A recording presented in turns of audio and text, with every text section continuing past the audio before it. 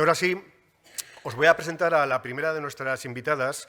La trayectoria profesional de Margarita Álvarez está marcada por una idea: conseguir que la felicidad sea considerada un tema relevante en todos los ámbitos de la vida. Sus pasos, vinculados durante 15 años a Coca-Cola, le han llevado a desempeñar diversos cargos en la compañía, desde Experimental Marketing Manager, adjunta al presidente y, sobre todo, la presidencia del Instituto Coca-Cola de la Felicidad, entidad pionera en todo el mundo. En 2014, pues hace ya 8 añitos, Margarita creó el Observatorio de Innovación en el Empleo y la Educación, que es una institución que integra a las principales empresas de este país para provocar un cambio efectivo en el empleo y la educación. En la actualidad, además de escritora y conferenciante, lleva a cabo trabajos de consultoría para grandes empresas y forma parte del consejo asesor de varias compañías. Margarita, te invito a que subas y a que compartas con nosotros todo lo que nos tienes que contar. Buenos días, Margarita.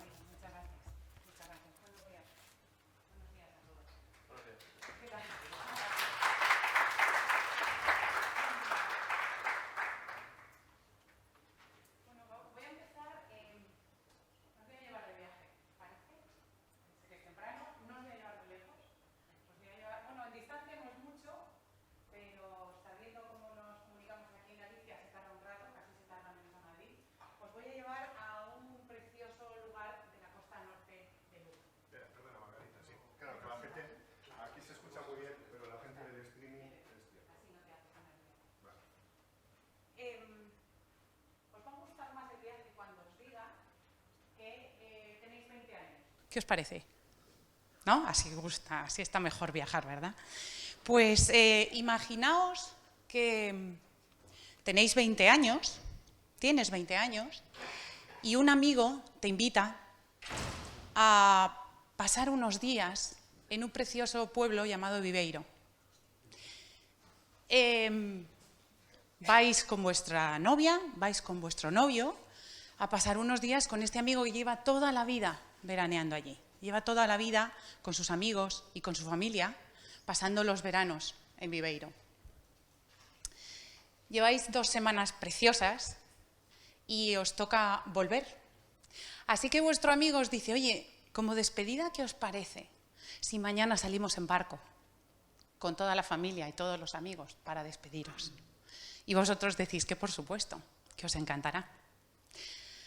Así que ese día salís en barco con vuestro amigo, con su familia, con la pandilla de amigos, con vuestro novio, con vuestra novia, y pasáis un día increíble. Cosa rara, hace un día precioso. Cosa rara, el mar está razonablemente bien. No vais solos, vais con un marinero ceferino, hijo de unos pescadores de allí de toda la vida, que conoce aquella costa como nadie. Y lleváis un día precioso. Habéis estado de risas, un día lleno de promesas del año que viene. Nos encontraremos aquí. Pero en un momento dado, un golpe de viento, una mala maniobra, hace que el barco zozobre. Y lo único que asoma es la quilla del barco. Y en un momento os subís todos al barco, os ayudáis unos a otros, os subís al casco y os tranquilizáis, porque estáis todos bien, habéis conseguido subiros todos y en algún momento alguien va a pasar. Pasará una embarcación de recreo, pasará un carretero, pasarán unos pescadores, pero no pasa nada, porque alguien os verá. Pero pasa el tiempo y no pasa nada. Pasa el tiempo y no pasa nadie. Hay 2 de las personas que están en el barco que se ofrecen, porque está anocheciendo, a intentar llegar a la costa nadando. Porque total, todavía se ven algunas luces. Pero el marinero se niega. En un naufragio, lo último que se hace es abandonar un barco. Pero ellos insisten, entre otras cosas porque hay uno de los amigos que están en el barco que no sabe nadar. Hay una mujer embarazada, tienen que intentarlo. Así que se tiran al agua y empiezan a nadar. Y les veis desaparecer. Y pasa el tiempo y no pasa nada. Y pasa el tiempo y no pasa nadie. Se hace de noche y el viento y el mar va arrastrando la embarcación cada vez más mar adentro. Y entonces tu novio, tu novia, te susurra al oído: lo siento, pero este barco no es nuestro. nos tenemos que tirar al agua. Tú le miras diciendo ni de broma. Miras esa inmensidad del mar, el frío que os recorre la espina dorsal. Pero él insiste, ella insiste. Lo siento, pero somos los únicos que no deberíamos estar aquí. Así que te convence y os tiráis al agua. Y empezáis a nadar, y a nadar, y a nadar. Y pasan, calculáis que 3 horas. Intentas descansar a ratos, pero los dedos de los pies y de las manos con las frías aguas se te quedan helados y no puedes parar. Así que sigues nadando.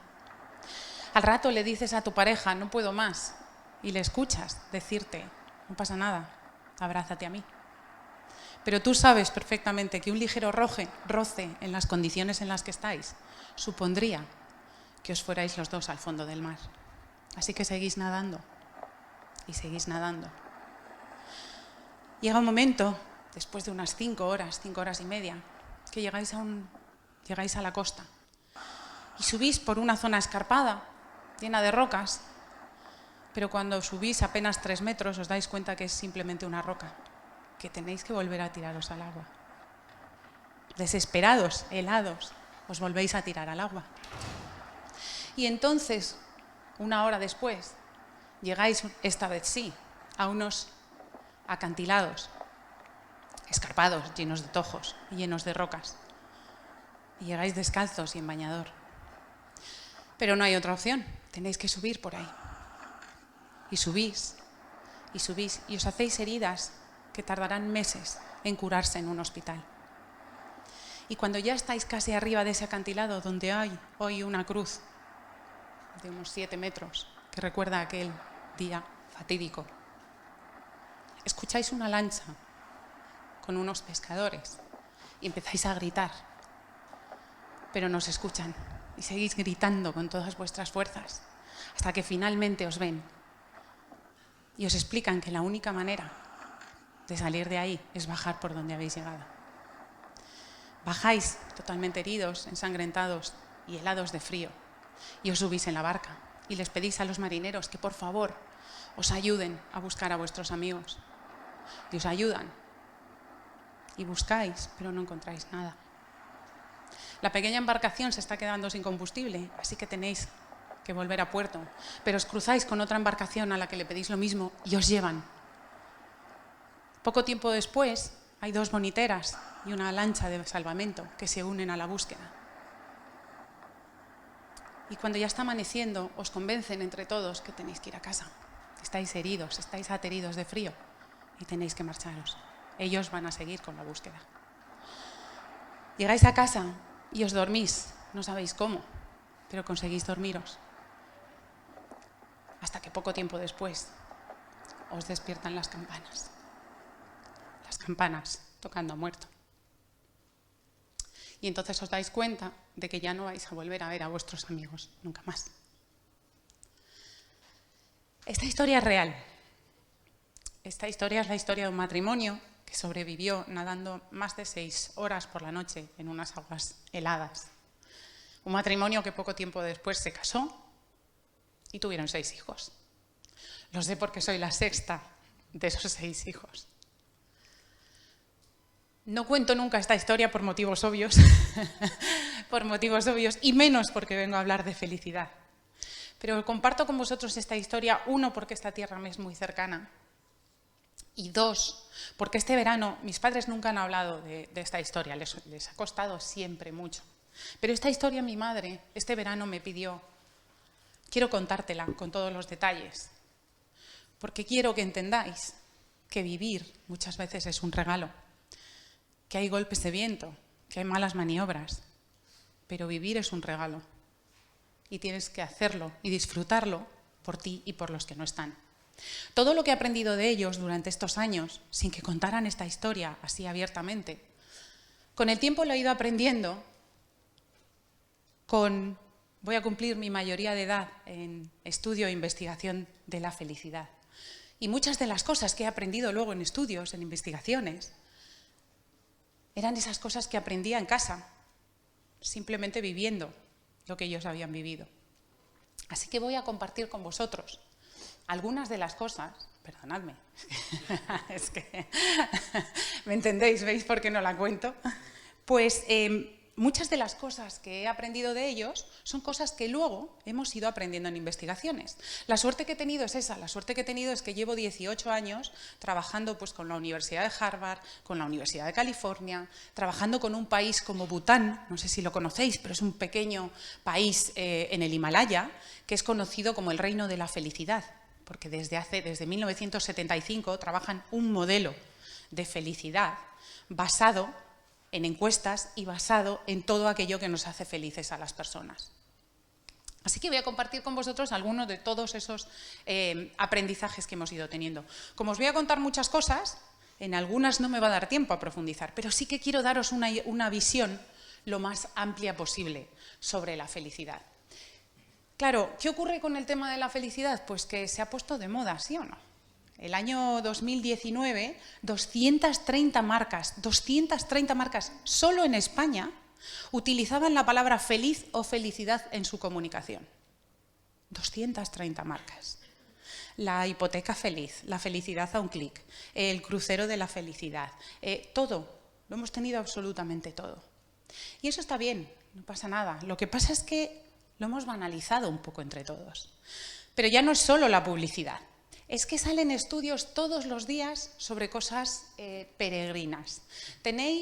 Un lunes sale un estudio que te dice que las personas mayores son más felices. Al lunes siguiente te viene un estudio que te dice las personas jóvenes son más felices. Tienes estudios que te dicen que declararse felices en el trabajo las mujeres les frena su carrera laboral. 5 libros que te ayudarán a ser más feliz. Mentira, porque el mío no está. Así que no es verdad. No. Lo que hay que comer y lo que hay que beber para ser más feliz. Esta me encanta. Esta es una universidad de Reino Unido que te dice que el número de amigos que hay que tener para ser más feliz es 10. Ni más ni menos. Si tenéis más o menos, arregladlo, porque esa no es la cifra. Más cosas. Este me encanta. Las mujeres que se casan con hombres feos son más felices.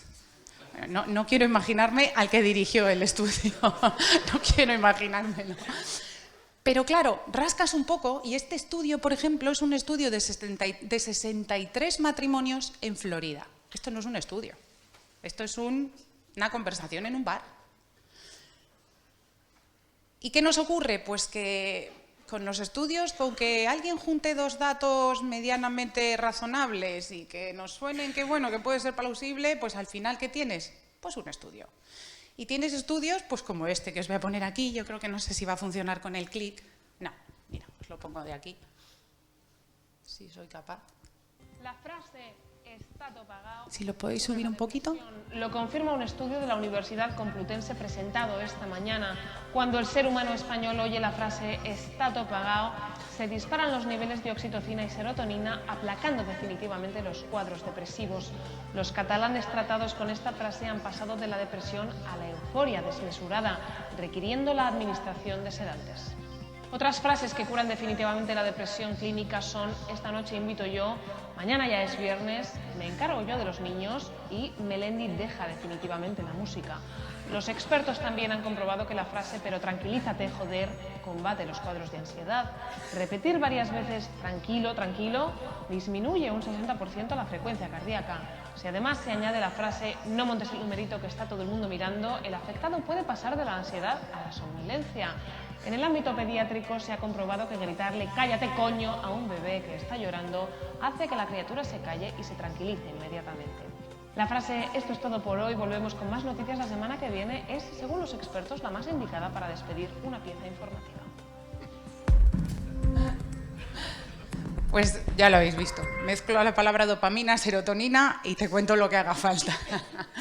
Pues eso es un poco lo que está ocurriendo. Es verdad que la felicidad se ha puesto de moda, pues no puedo decir mucho porque en parte tuvimos un poco de culpa, pero es cierto que hay algo que para mí es más importante que todo esto, y es que Aristóteles ya decía que la felicidad es el objetivo del ser humano. Entonces, es un tema tremendamente serio sobre el que no deberíamos banalizar y sobre el que no deberíamos dejarlo a un lado pensando, bueno, estas son cosas Bueno, estos son...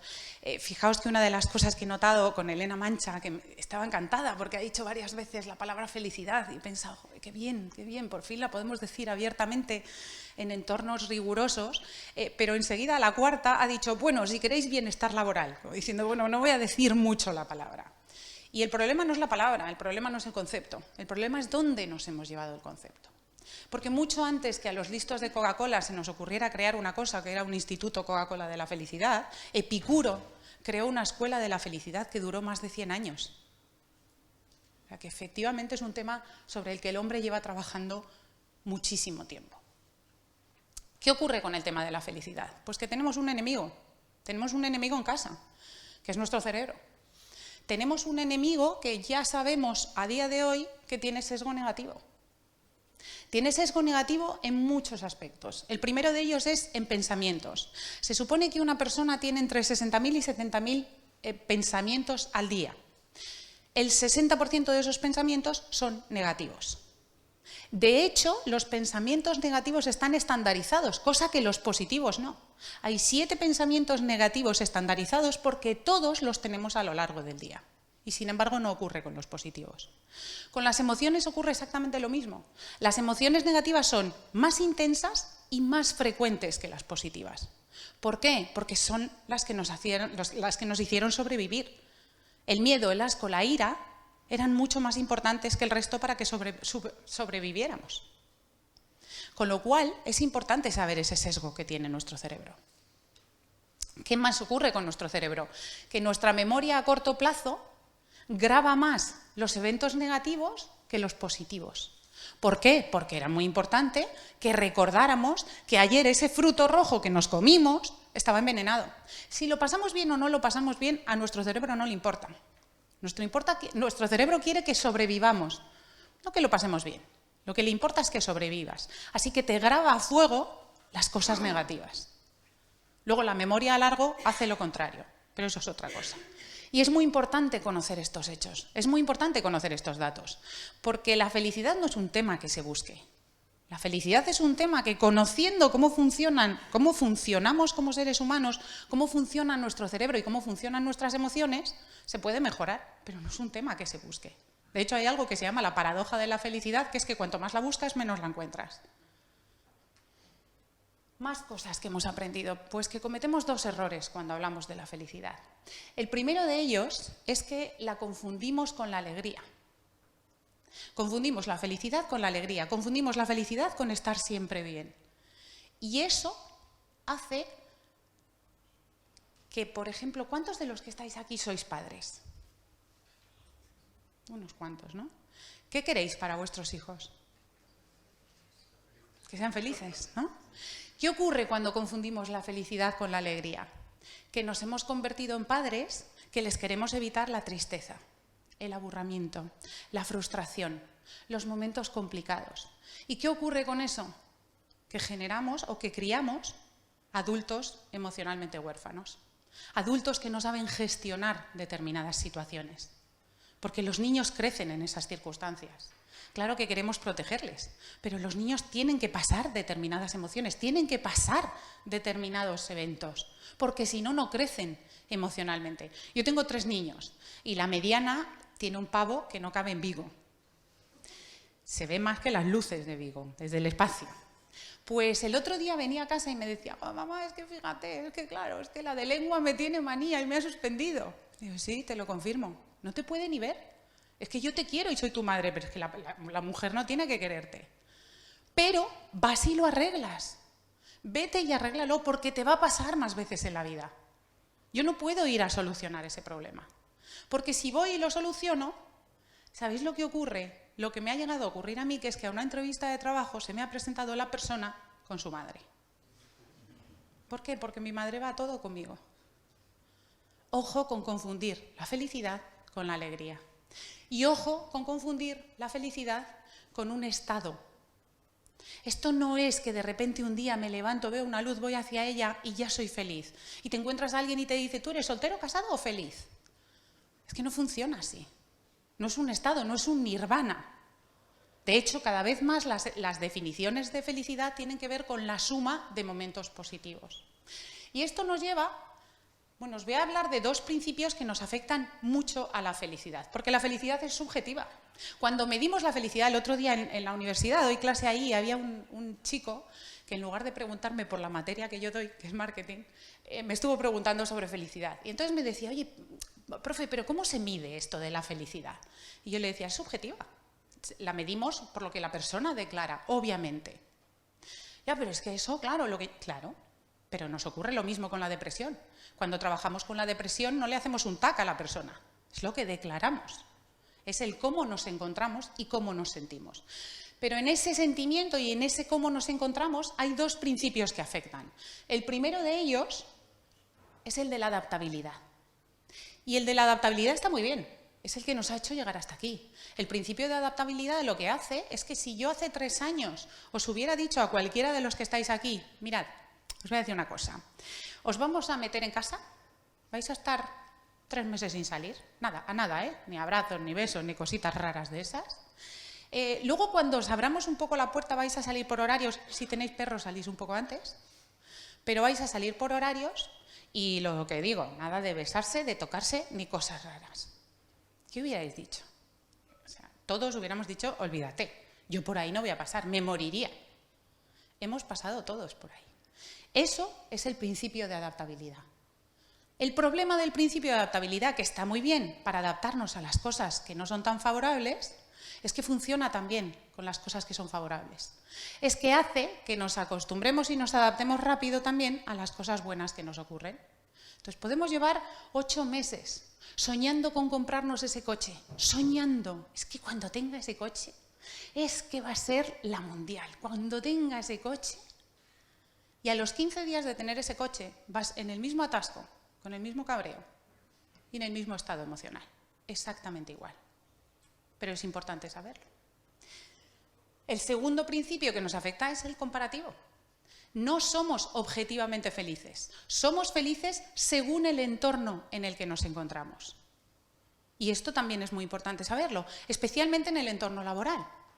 Porque si yo, imaginaos que yo dividiera esta sala por la mitad, estamos en una empresa, yo cojo esta mitad de la sala y os digo, oye, mirad, este año, a pesar de toda la dificultad que ha tenido, pero os habéis esforzado muchísimo. La verdad es que os lo habéis currado muchísimo. Entonces, la subida de este año va a ser de un 8%. ¿Qué tal? Bien, ¿no? Parece que, oye, pues mira. Ahora cojo a esta mitad de la sala y os digo, oye, muy bien, la verdad es que impresionante el esfuerzo. Ha sido un año durísimo. Por el esfuerzo que habéis hecho, este año la subida va a ser de un 30%. ¿Qué pasa inmediatamente con este grupo? ¿Qué pasa con los que me habéis dicho, bueno, bien, vale, un 8 no está mal? Que de repente dices, pero ¿estás tonta o qué? Y te vas a casa con un cabreo monumental. Lo he simplificado, pero esto nos ocurre en el día a día.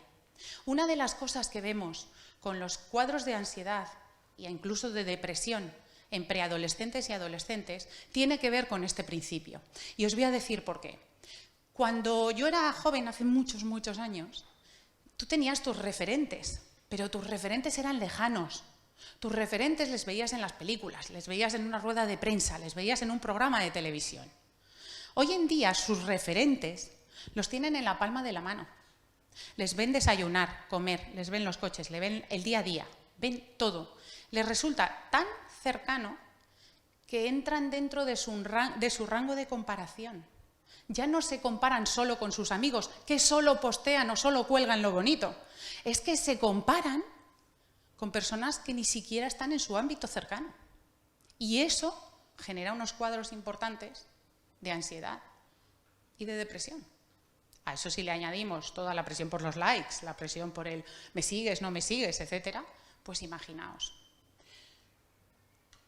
Voy a compartir con vosotros también muy rápidamente 5 ingredientes que hoy sabemos que nos afectan a todos cuando hablamos de felicidad. El primero de ellos es disfrutar de las pequeñas cosas, lo que los griegos llamaban el hedonismo, el placer, el disfrutar de lo que cada día nos pasa. ¿Qué nos ocurre con lo cotidiano? Que lo damos por hecho. A mí me encantaría salir de aquí, llamar a mi padre y contarle que he estado aquí, que era un enamorado de Vigo. Pero mi padre me falta desde hace muchísimos años y no puedo. Y me encantaría, daría lo que fuera por poder llamarle y contarle. y contarle las luces de ayer y contarle todo. Si ahora suena mi móvil y es mi madre, ¿sabéis lo que pensaría? ¡Ojo, qué pesada! Ya hablamos ayer. ¿Por qué? Porque ya está. Porque ya la tengo todos los días. El dejar de disfrutar de las cosas cotidianas nos ocurre a todos y es importante no hacerlo. Luego está casi la contrapartida, que es, está muy bien el hedonismo, pero hay que trabajar también la eudaimonia, que es lo que los griegos llamaban la parte del sentido, del significado, la plenitud a través del significado, que quiere decir la sensación de que impactamos en el mundo, de que impactamos en otros, de que impactamos en nuestro metro cuadrado. Y esa sensación es muy importante tenerla. La sensación de que además de disfrutar, estamos aquí por algo, es muy importante. Y un tercer elemento también igual de importante es que somos seres sociales. Los seres humanos somos seres sociales. El estudio más largo que se ha hecho nunca sobre felicidad lo ha llevado a cabo Harvard, de hecho continúa, pero lleva ya 70 y pico años, 800 participantes. Y una de las conclusiones principales de ese estudio es que las personas somos más felices dependiendo no de la cantidad, sino de la calidad de nuestras relaciones. ¿Y cuántos de los que estamos aquí nos dejamos muchas de esas relaciones por el camino? Yo la primera. Otra clave importante, la generosidad. Sé que esto suena, sí, claro, bueno, tenemos que ser buenos, sí, claro, hay que ayudar al otro. Bueno, pues una de las cosas que hemos aprendido con el altruismo y la generosidad es que tener un acto de generosidad con alguien activa las mismas zonas del cerebro que el sexo y la comida. Las mismas. Entre otras cosas, porque nuestro cerebro, que es sabio, sabía que para nuestra evolución era muy importante que colaborásemos unos con otros. Pero es que os digo más. La buena noticia es que solo con que lo imaginéis ya se activan esas zonas del cerebro. Así que esta noche os podéis meter en la cama, pensar que mañana vais a hacer algo por alguien, si queréis lo hacéis, pero el chute lo habéis llevado. Yo os recomiendo que lo hagáis. Y la última clave de la que os quería hablar es el agradecimiento. Mirad, cuando empezábamos con el instituto, yo la primera persona que llamo es a Eduardo Punset, es la primera persona con la que le digo, ¿te apetece? Pues venga, pues tal. Y entonces en la primera investigación que hicimos, la más grande que hicimos, una de las cosas que nos llamaba la atención es que las personas que se declaraban muy felices decían que daban mucho las gracias a lo largo del día. Nos parecía anecdótico, pensamos, pues qué majas, bueno, pues qué bien. ¿Qué ocurre? Que lo que hemos visto con el agradecimiento con el tiempo es que tiene el efecto de quitar el sesgo negativo del cerebro. Si yo a lo largo del día soy capaz de pensar en la cantidad de gente que ha hecho algo por mí o en la cantidad de cosas que me han pasado por las que estar agradecido, lo que hago es que ese sesgo negativo me lo llevo al menos a un plano neutro. Por eso el agradecimiento funciona también. Vamos a hablar del trabajo. ¿Qué ocurre con el entorno laboral y la felicidad? Pues que hemos pasado de pensar que el trabajo es esto, un castigo, un infierno, lo peor, y que esto se trata de esto. Yo me acuerdo que no hace tantos años, pero cuando había alguna empresa que me llamaba y me decía, oye, ¿por qué no vienes y nos cuentas esto que estáis haciendo en Coca-Cola? Venga, pues voy, os lo cuento, lo contaba. Y entonces cuando terminaba, siempre me decían, esto que cuentas, precioso, ¿eh? Esto que cuentas, súper bonito, pero para los fines de semana. Aquí se viene a trabajar. Y esto me ha pasado mucho tiempo. ¿Qué ha ocurrido ahora? Pues que ahora nos hemos ido de ese extremo a pensar que la felicidad en el trabajo es esto. Que yo esto me encanta, si yo me apunto, pero esto no es felicidad en el trabajo. ¿Qué ocurre con la felicidad en el trabajo y cuáles son las claves a cuidar cuando hablamos de felicidad en el trabajo? La primera de ellas es el crecimiento.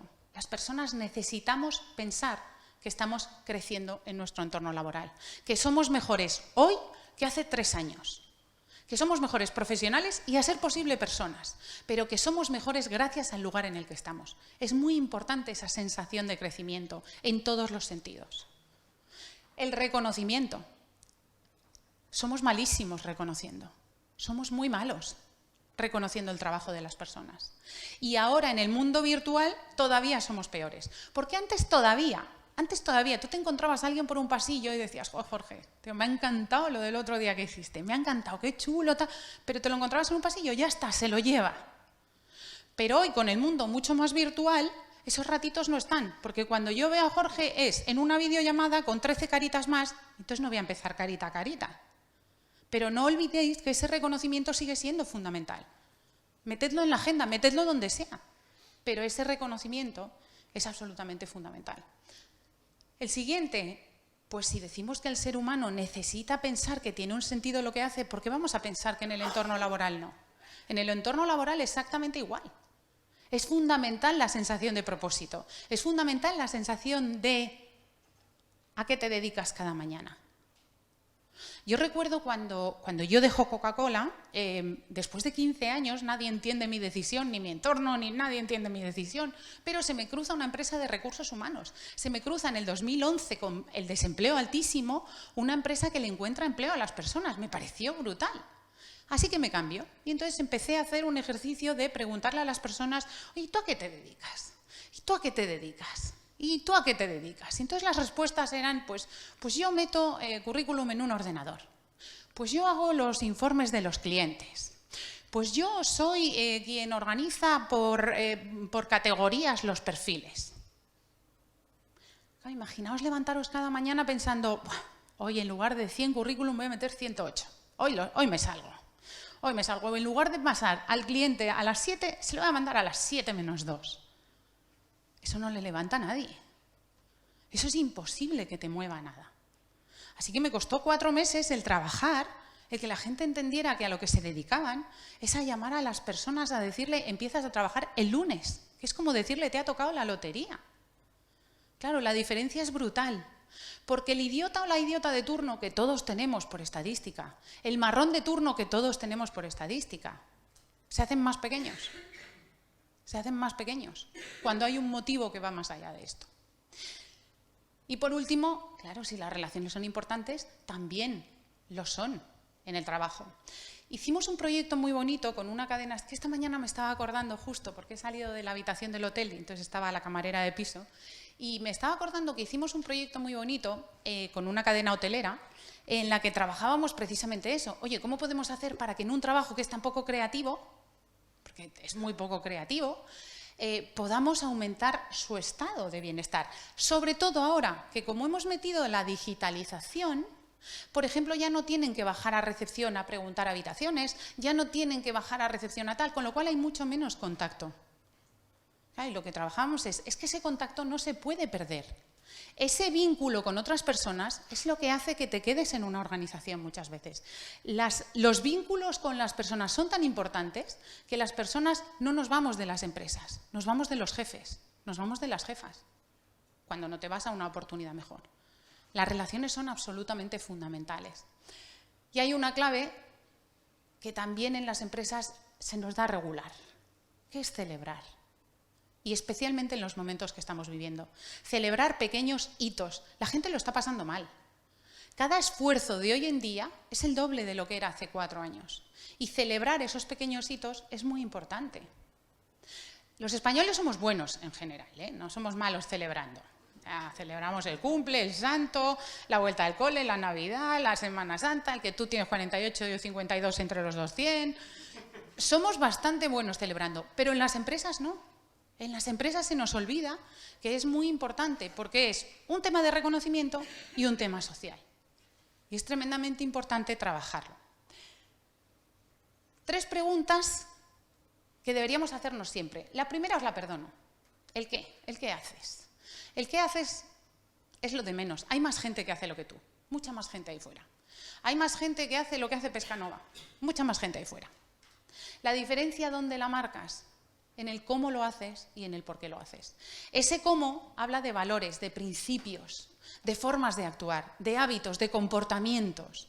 Eso es lo que hay que trabajar. Y esos valores, claro, yo cuando soy muy crítica con el tema de los valores, porque cuando tú vas a una compañía, tú llegas a una compañía, un gran banco, una gran eléctrica, y entras en recepción, todos tenemos ahí los valores, todos. Entonces el otro día les hice un ejercicio a un banco grande, le dije, mira, te he traído, de las 5 empresas que trabajo del IBEX 35, te he traído los valores de todas ellas. Y me vas a decir cuál de estos valores tú no lo trabajas. Si trabajamos todos los mismos. El cliente es lo primero. Nadie me dice, no, nosotros no, nosotros lo del cliente, no, esto no. Respeto al medio ambiente. No, nosotros el medio ambiente, no, con nosotros no va, no, esto no. Gente apasionada, no, nosotros somos más bien apagadetes, no, nosotros no lo trabajamos. Si tenemos todos valores muy parecidos, eso no marca la diferencia. Lo que marca la diferencia es, perfecto, sois todos muy apasionados. ¿Qué quiere decir eso para la persona que está en compras? ¿Qué quiere decir eso para la persona que está en logística? ¿Qué quiere decir eso para la persona que está en contabilidad? Eso será un hábito, será un comportamiento. ¿Qué es eso para esa persona?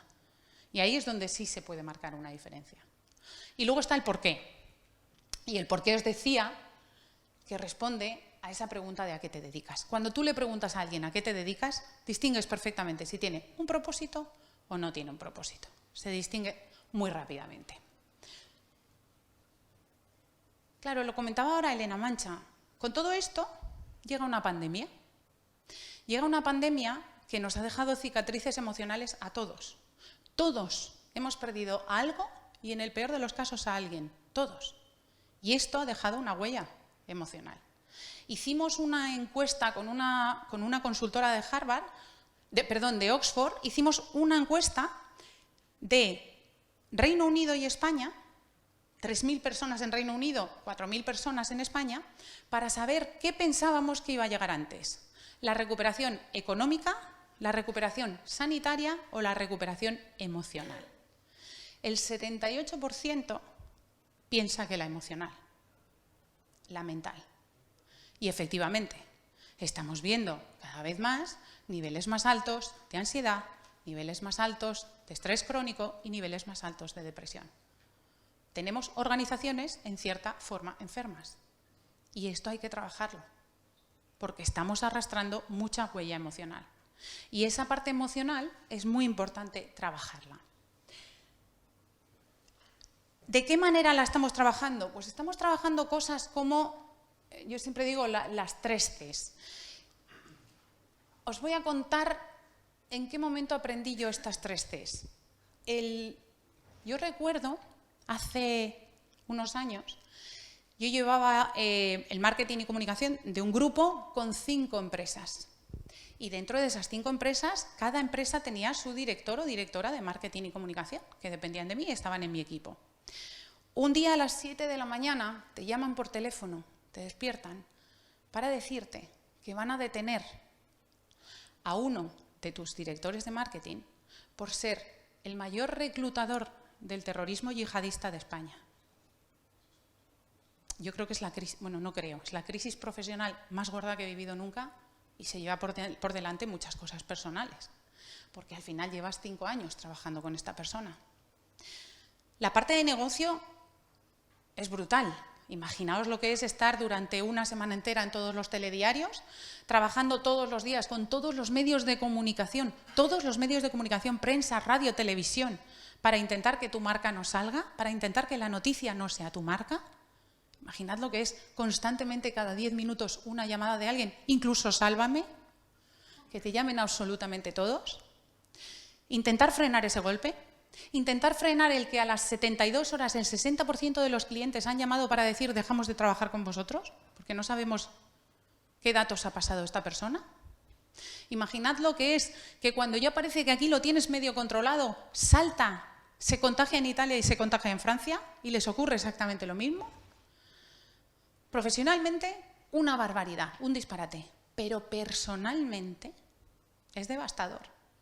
Personalmente tienes que coger a su equipo 22 personas que están devastadas personalmente, a explicarles que durante tiempo indefinido vamos a ser investigados, ellos y yo.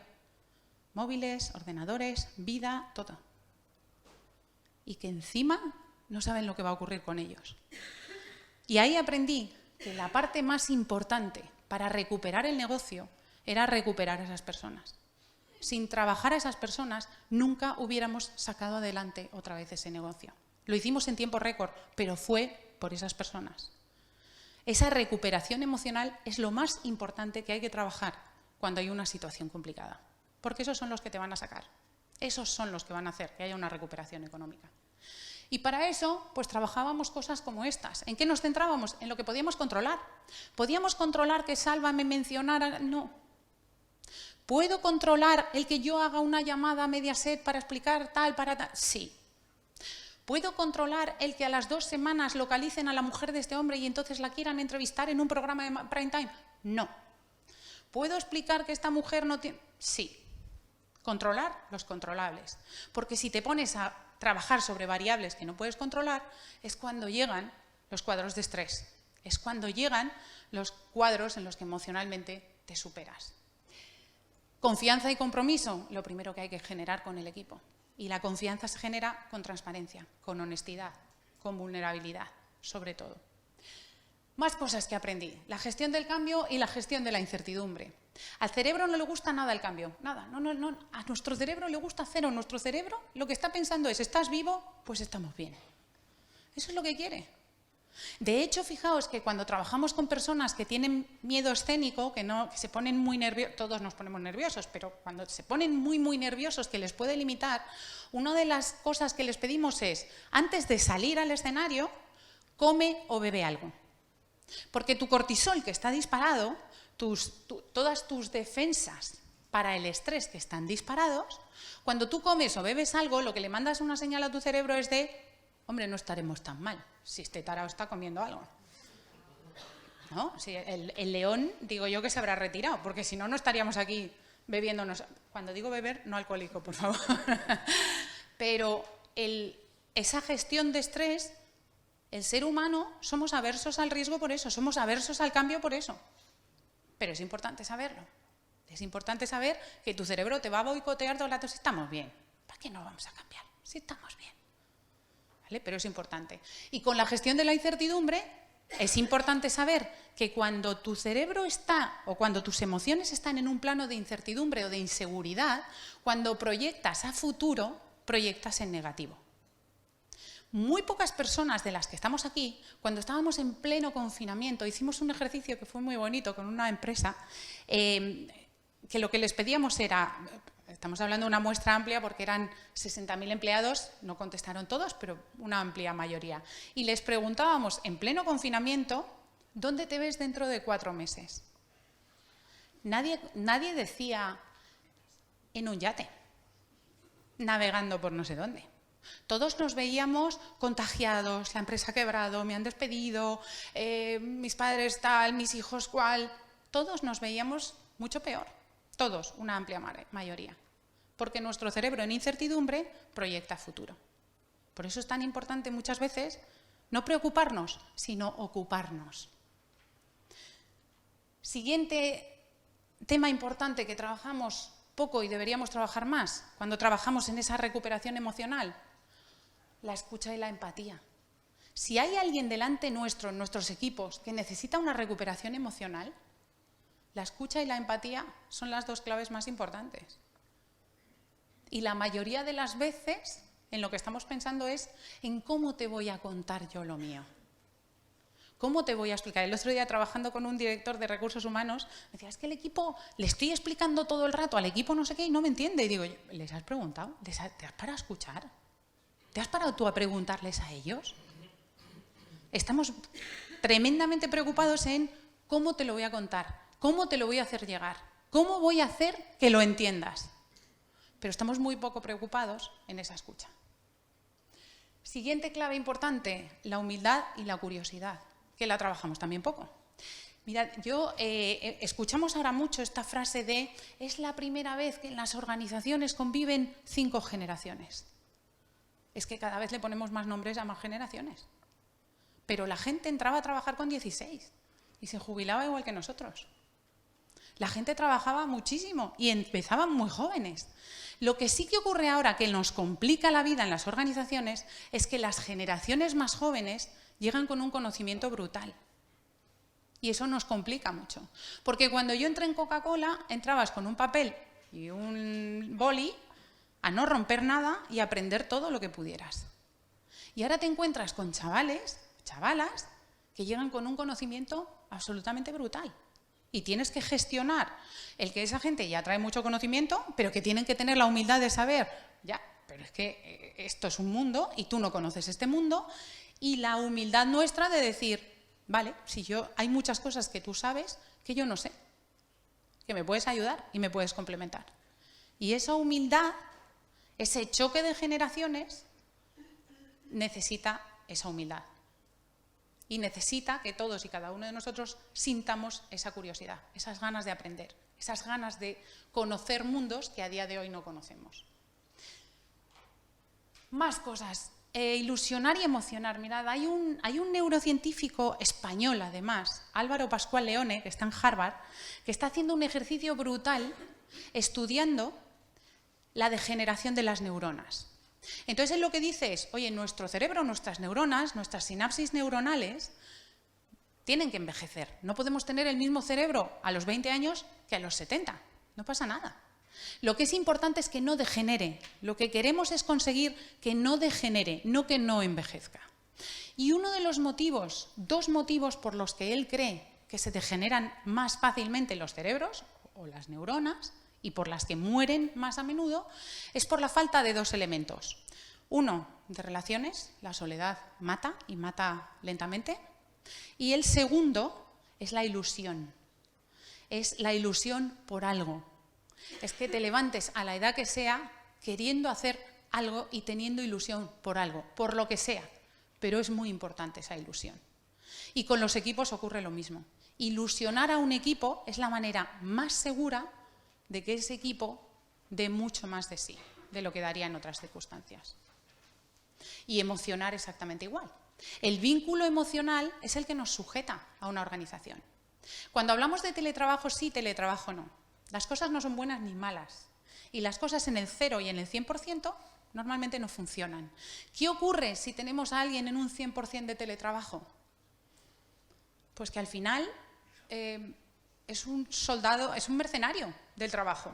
Porque no tiene ningún vínculo. Porque si alguien me paga 100 euros más a final de mes me voy a ir. Si da igual, no tengo ninguna relación contigo. No tengo ningún vínculo ni con un equipo, ni con una persona, ni con una organización, ni con un propósito. No tengo ningún vínculo.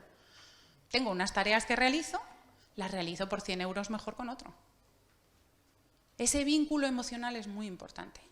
Y cuando es personal, aún más. Cuando le preguntáis a los equipos, en la mayoría de las veces, oye, ¿qué es lo que más te gusta de esta empresa? La mayoría de las veces salen nombres, salen personas. La mayoría de las veces. Nadie te dice la cantina, primer plato, segundo plato, postre, puedes elegir. Te hablan de personas, te hablan de relaciones, te hablan de vínculos emocionales. Claro, os he contado muchas cosas, lo sé, y además he ido muy rápido para no pasarme de tiempo, pero os he hecho una regla mnemotécnica, para que lo recordéis. Un sentido, para terminar, un sentido que quiero compartir con vosotros. Esta soy yo. Esto es el París-Dakar 2012. Yo pilotaba este coche.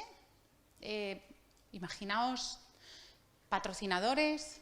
Pues estaba Campofrío, estaba Pascual, estaba la revista Woman, Mediaset había mandado una unidad porque como había una mujer, la única mujer de la edición, y entonces, bueno, pues habían mandado un equipo para cubrir aquello, un equipo de técnicos, mecánicos, y el segundo día me caigo en la única zanja de toda la etapa.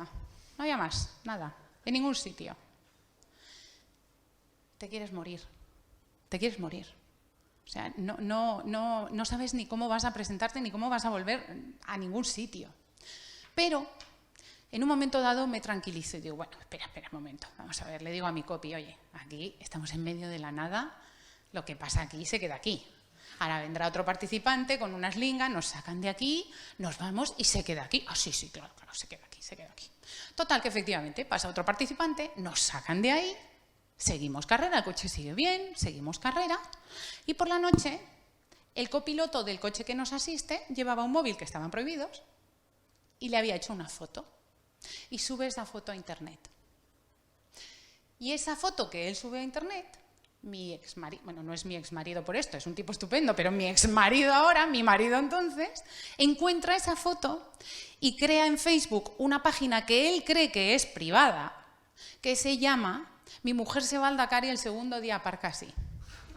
Él cree que es privada, pero aquello se hace viral y aquello empieza a correr por todas partes. De hecho, tú pones Margarita Álvarez, Africa Race, que se llamaba el equipo, o París-Dakar, la foto que sale es esta. No sale la de mi llegada, que contra todo pronóstico llegué. No, aparece esto. ¿Qué ocurre con eso? Pues que te quieres morir, pero de repente te das cuenta de que va a ir peor. ¿Sabes? ¿Cómo puede ir peor esto? ¿Qué vas a hacer ya para arruinar más esto? Es muy difícil. Ya solo puedes reírte. Ya solo puedes hacer, ya está. Mira, has hecho el ridículo. Pues venga, vamos a disfrutarlo. Y ese fue el único motivo, el reírme de esto, por el que yo acabé aquel rally. Porque se me quitó toda la presión. Porque se te quitan todos los miedos. Se te quitan todas las inseguridades. De verdad, no hay nada peor que esto. Atropellar un camello, pero ya no se me ocurre nada peor. Entonces ya tiras, y ya tiras. Y entonces consigues acabar porque le has quitado mucha de la tensión por reírte de algo que no tenía la maldita gracia. El sentido del humor en las organizaciones es muy importante y muy pocas veces lo trabajamos. Y por último, disfrutar. Es que parece que disfrutar en el trabajo como que está, ¿no? Es que esto va de disfrutar. Si no estamos disfrutando, no estamos haciendo un buen trabajo. Si hay alguien de nuestro equipo que no está disfrutando, no está haciendo un buen trabajo. Si no somos capaces de que nuestro equipo disfrute trabajando, no estamos haciendo un buen trabajo. Y disfrutar es uno de los elementos, lo contaba antes Elena Mancha, que es uno de los aspectos que más frenan elementos como el estrés. Quitarle tensión a las cosas y disfrutar por el camino. Parece un tópico, pero es que es muy importante. La gente que yo he considerado más exitosa a lo largo del tiempo, que cada uno tenemos un concepto del éxito, es la gente que más ha disfrutado. Para mí eso es un aspecto fundamental. Pero no es que lo diga yo. Es que mirad el titular de Carlos Alcaraz cuando ganó el US Open. He jugado feliz. Y es verdad, se le veía disfrutar. Hasta cuando perdía, se le veía sonreír, porque estaba disfrutando. Una última cosa. De todo lo que os he contado, no hay nada que no supierais. No hay nada que no conociéramos. Es verdad que, bueno, la ventaja que tenemos es que la ciencia y la neurociencia nos van apoyando sobre muchos de los conocimientos que ya teníamos. Pero no es ciencia ficción, no es nada difícil. Tiene mucho que ver con el sentido común. Tanto es así que cuando llevábamos ya 3 años con el Instituto de la Felicidad investigando, haciendo de todo, dijimos, oye, vamos a contarle al mundo. Claro, yo en aquel momento era adjunta al presidente, habíamos creado esto, yo era presidenta del instituto y lo manteníamos muy separado porque yo quería, el instituto era una entidad sin ánimo de lucro. Lo que queríamos era investigar y difundir, investigar y difundir. Pero cuando ya llevábamos 3 años dijimos, oye, vamos a contar todo lo que estamos aprendiendo, vamos a compartir todo lo que estamos aprendiendo. Así que nos pusimos los listos de la agencia y los listos de Coca-Cola a hacer un resumen, un guión, a trabajarlo, venga y tal, y durante un mes trabajando un guión. Y dijimos, hombre, somos Coca-Cola, esto hay que contarlo bonito, ¿no? Esto hay que hacer un anuncio bonito. ¿Por qué no cogemos a la persona más longeva de España y que le cuente estas cosas a una recién nacida? Y llega un anuncio que os voy a enseñar ahora mismo, porque luego os voy a explicar cómo sucedió aquel anuncio.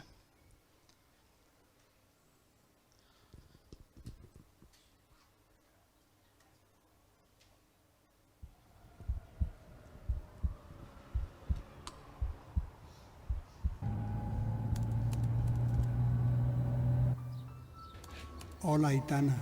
Me llamo Josep Mascaró y tengo 102 años. Soy un suertudo. Suerte por haber nacido como tú. Por poder abrazar a mi mujer. Por haber conocido a mis amigos. Por haberme despedido de ellos. Por seguir aquí.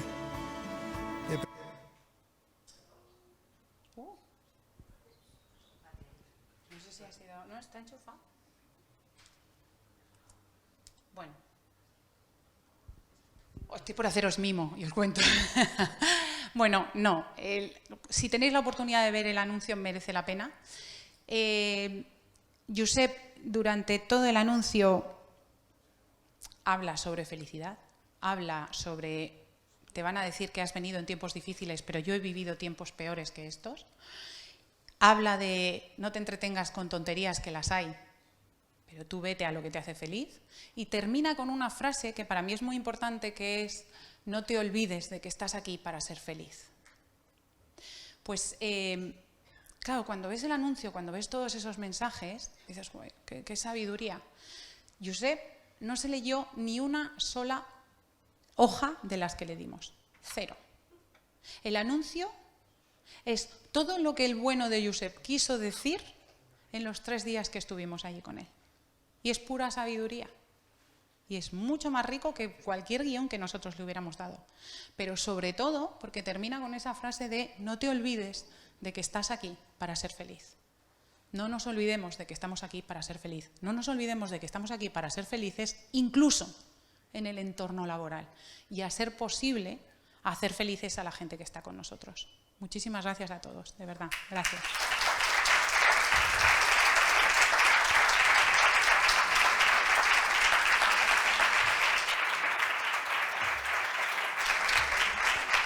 No, quédate. Gracias, Margarita.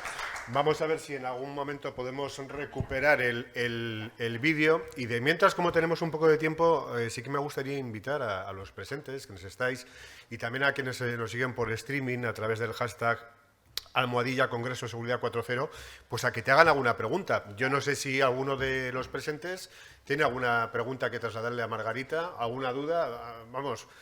Encantada. Cualquier cosa. Ha quedado todo clarísimo.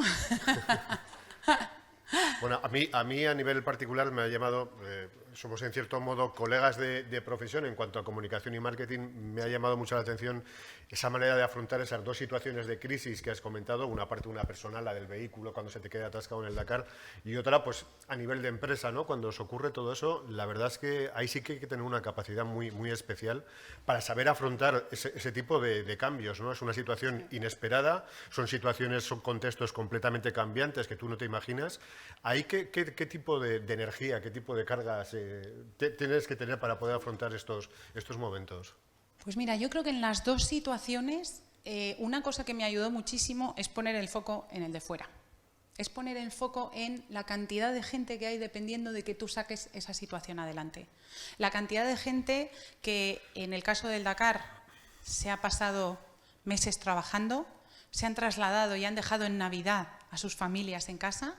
Entonces, no hay opción, no puedes desfallecer porque hay mucha gente que depende de que tú salgas adelante. Entonces, el no poner el foco en mí, en no estar pensando, claro, fíjate, mi frustración, mi tristeza, todas estas cosas que nos decimos todos, porque nos hablamos terriblemente mal, eres una inútil, hay que ser idiota, hay que ser tal, hay que ser cual, el no dejarme arrastrar por eso, que es muy fácil, el cómo nos hablamos, ojo con cómo nos hablamos y las cosas que nos decimos. Si yo tuviera una amiga o un amigo que me dijera la mitad de las cosas que yo me digo, ya no sería mi amigo desde hace mucho tiempo. Ojo con lo que nos decimos. Entonces, el no dejarte arrastrar por esos pensamientos, por esas emociones, sino que poner el foco en da el 200% para que esta gente no sufra en ningún caso por algo que ha ocurrido, para mí es fundamental. Para mí el sacar el foco hacia el otro, a mí en esas circunstancias me ayudó muchísimo. Yo estaba devastada con el caso de la persona de mi equipo. Imaginaos lo que es que a la persona que tienes a la derecha de repente te digan que es un monstruo. Es que no tengo otra palabra para definirlo. Entonces, tú te quedas devastado emocionalmente. ¿Qué hago? ¿Qué hago? Es que hay 22 personas que están igual de devastadas que yo, pero que te están mirando a ti. Están mirando vale, ¿y ahora qué hacemos? Pues ya lloraré en casa, ya me frustraré en casa y ya gritaré en casa. Pero el poner el foco fuera a mí siempre me ha ayudado mucho más, mucho más. Y luego ya, claro, por el camino tú te vas recuperando y te vas curando. Pero a mí eso es lo que me ha ayudado mucho. El caso tuyo además es un caso, digamos, especial porque tiene relevancia, ¿no? Lo del vehículo vamos a dejarlo aparcado, es un tema personal, pero sí, ahí igual tuve yo algo que ver. Sí. Igual alguna cosita tuve que ver. Está bien traído, pero en el otro caso, desde luego, es una responsabilidad, es una imagen de empresa, es una imagen de marca, es una reputación claro. de la empresa, pero digamos que cualquiera a nivel de su compañía, del lugar donde está trabajando, le puede ocurrir algo similar, Sí. ¿no? Le puede ocurrir y también está bien conocer qué tipo de herramientas, qué tipo de prácticas podemos llevar a cabo, pues bueno, para minimizar. Todos podemos trabajar en una empresa que de repente, pues su nombre se puede ver comprometido por una mala praxis a nivel medioambiental, a nivel de mal uso financiero, etcétera, etcétera. Entonces, tenemos que también aprender nosotros como empleados a defender y saber cómo también escaparnos de esas posibles incidencias que le puedan ocurrir a la empresa en la que trabajamos, ¿no? Sí, mira, hay dos cosas que también tenemos que ser conscientes. La primera es que marcamos mucha diferencia cuando tratamos a las personas, cuando tratamos a la gente de una organización como personas y no como empleados. Esto marca muchísimo la diferencia. La gente que trabaja con nosotros no son empleados, son personas. Y hoy en día arrastran muchas de esas cosas, muchos de esos elementos que arrastra un ser humano. Entonces, el tener en cuenta a la persona y no al empleado es muy importante. El año pasado, 2021, diciembre de 2021, me llama una empresa tecnológica grande de este país, me llaman, oye, necesitamos que nos ayudes porque ha pasado la pandemia, nos preocupamos muchísimo en la pandemia de que todo el mundo tuviera su pantalla para no sé qué, para trabajar bien en casa, su sillón ergonómico para trabajar bien en casa, su ratón para que no tuvieran codo dental, su no sé, todo. Y resulta que hacemos la encuesta de clima y nos sale fatal. Y entonces empezamos a trabajar un poquito. ¿Qué te decía la gente de la organización? No, sí, claro, sí, me han cuidado mucho para que trabaje más. Pero nadie me ha llamado a decir qué tal estás. ¿Qué tal está tu familia? ¿Qué tal están tus padres? ¿Qué tal están tus hijos? ¿Necesitas algo? Me han cuidado como empleado para que trabaje más, pero no me han cuidado como persona. Y eso marca una diferencia enorme.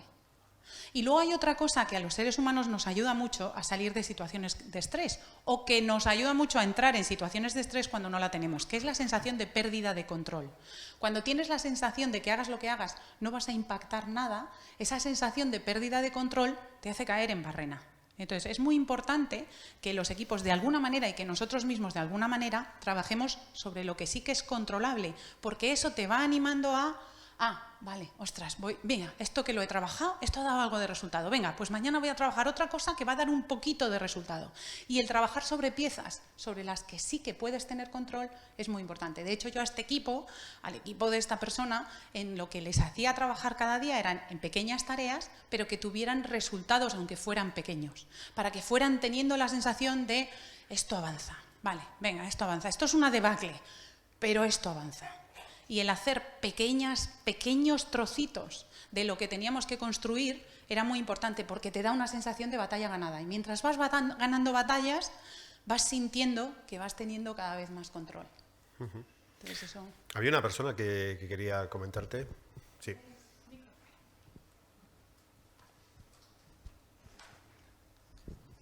Hola. Yo me llamo Feliciano Valcárcel y gestiono una empresa de 80 trabajadores que damos servicios a personas con discapacidad. Y nos preocupa muchísimo la salud de nuestros trabajadores, ¿no? Y quería preguntarte si la autogestión sería algo, la autogestión del puesto de trabajo sería algo que favorecería el bienestar y la salud mental en el trabajo. Y si conoces algún modelo organizativo empresarial que esté basado en la autogestión del puesto de trabajo. Gracias. Pues mira, primero me encanta lo que hacéis, porque yo ahora dirijo una fundación que estamos trabajando mucho en que seamos conscientes de que la sostenibilidad no va solo de medio ambiente, va también de personas y va también de personas con discapacidad, de personas diversas, de personas de todo tipo que tienen que tener las mismas oportunidades y que tienen que tener hueco en el entorno laboral. ¿La autogestión qué ventajas tiene? Claro, la autogestión no es ni buena ni mala, pero las ventajas que tiene es a todos y cada uno de nosotros el sentir que tenemos control sobre un espacio determinado, que podemos gestionar determinadas áreas de nuestro trabajo, nos llena mucho más. Porque tienes esa sensación de impacto, tienes esa sensación de esto lo estoy controlando yo, no viene alguien de fuera a decirme cómo lo tengo que hacer, sino que soy yo quien tiene una cancha para hacer esa gestión, para tomar esas decisiones. Con lo cual, la autogestión, la ventaja principal que tiene es que te hace sentir más pleno porque te hace sentir que estás más en control. La autogestión en que se trabaja mucho, por ejemplo, ahora mismo se trabaja mucho en agencias de publicidad, se trabaja mucho, bueno, y de comunicación, en todo lo que son las áreas creativas, se trabaja mucho. Es más difícil en otras áreas, pues es más difícil, más complicado, por ejemplo, en logística. Pero en aquellas áreas donde puedes trabajar con autogestión, yo lo recomiendo en cierta parte precisamente por eso. Porque la persona, lo que pasa es que hay que contarlo bien. La persona tiene que entender, ¿sabes? Y aprovechar todos esos elementos que te ayudan. Porque muchas veces no lo contamos, no lo explicamos y no perciben esos beneficios. Pero la autogestión es algo brutal. Lo que no perdamos nunca, incluso en autogestión, es la parte social. Que no perdamos nunca ese vínculo, que no perdamos nunca esa visión común y ese roce. Porque eso es lo que engancha a las personas a tu proyecto. El vínculo emocional, nos guste o no, es lo que más nos engancha. Las personas somos emocionales. Si yo os pregunto ahora, oye, aquí hay mucho ingeniero además, con lo cual, si yo os pregunto, oye, ¿sois más racionales o más emocionales? Normalmente hay mucha gente que levanta la mano en racional. No es verdad. El 90% de nuestras decisiones a lo largo del día son emocionales. Nuestro cerebro límbico trabaja en automático. No nos da ni 3 segundos para tomar una decisión. Cuando nos presentan a alguien, nuestro cerebro en 3 segundos ya nos ha dicho si nos gusta, no nos gusta, nos cae bien, es una petarda, es un listo, es un no sé, ya nos lo ha dicho. Porque necesitábamos tener ese juicio automático para saber, oye, ¿tengo que echar a correr o no echo a correr? Pero sigue ocurriendo, sigue ocurriendo. Por motivos tan peregrinos como que tu cerebro a lo mejor te recuerda a una exnovia que se fue con otro, pero tú no eres ni consciente. Entonces, esa parte emocional hay que cuidarla, porque en base a eso tomas muchísimas decisiones. Entonces, no sé si te ha ayudado, pero con la autogestión te diría, consigues muchísimos resultados en cuanto a esa plenitud y a esa felicidad en el trabajo, pero hay que contarlo bien. Y hay que no perder otros elementos que se pueden perder por el camino. Una última pregunta, creo, ahí en la esquina, que estamos ya casi fuera de tiempo. Primero, agradecerte, estoy encantada con tu conferencia. Soy Victoria Ambrós y me dedico a técnicas de gestión de estrés, con lo cual es un medio. Y hacer hincapié o preguntarte, se ha vendido y se vende mucho emociones negativas y emociones positivas. Y esto a mí digamos que me cruje. Porque en el momento que yo digo que son emociones negativas, voy a tratar de manera sistemática evitarlas. Y justamente la cuestión es lo contrario. Tengo que aprender a generar un espacio de tolerancia. ¿Por qué? Porque en el momento que son negativas, huyo. Entonces, el lenguaje es tan importante, ¿sí? Igual que decir la felicidad, pues se ha vendido, pues, bajo mi gusto mal, ¿no? Porque se ha frivolizado. Tenemos que tener mucha consideración con el lenguaje. No hay emociones negativas. Hay una gestión inadecuada. Y hay que aprender de eso. Entonces, un poco quería comentar esto contigo. Totalmente de acuerdo. De hecho, muchas veces hemos pensado en... Porque, mira, Eduardo Punset, Rafael Vizquerra y yo trabajamos en un mapa emocional con 307 emociones por galaxias para ver cuáles se relacionaban con cuál. Y efectivamente, o sea, el problema es que cuando decimos emociones negativas es porque responden a eventos negativos, no porque sean negativas, es que son necesarias, es que la felicidad es compatible con la tristeza, con los momentos de duelo, con la frustración, y son absolutamente necesarias. Por eso es tan importante a los niños no quitárselas, sino enseñárselas, que las identifiquen y que las gestionen. Está bien estar mal, está muy bien. De repente tienes un día que tienes de bajón y tienes que dejarte ir. No pasa nada, estás mal, estoy triste, ya está, no pasa nada. Lo importante ahí no es que no la tengas y que no la dejes ir, que es muy importante. Es que tú manejes y tú gestiones cuánto puedes dejarte llevar por esa emoción. Eso es lo más importante. O sea, yo ya sé que puedo tener un día de bajón. Si al día siguiente me levanto de bajón, ahí ya tengo un problema. Pero las emociones nos indican un montón de cosas. Cuando en pleno confinamiento, gente que estaba en casa con familia nos decían que estaban solos, que se sentían solos, es porque tienes que aceptar esa emoción y tienes que entender de qué viene. Y hay muchas veces que viene de que, oye, mi necesidad social puede ser más alta que la tuya, todos la tenemos, pero la mía puede ser más alta, con lo cual tengo que saberlo y gestionarlo. Tengo que saber que para mí la sociabilidad es muy importante, la tengo que trabajar.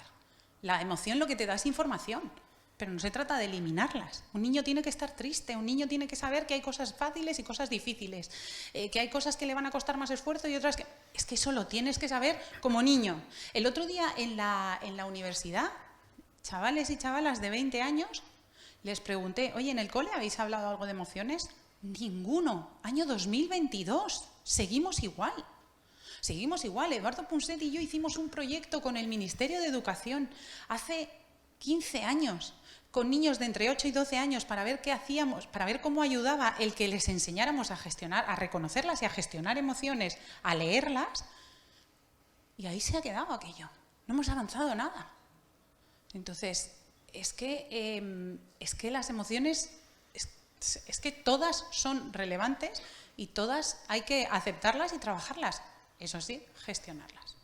Pero totalmente de acuerdo contigo. Este debate lo hemos tenido muchas veces. De, oye, ¿las llamamos de otra manera?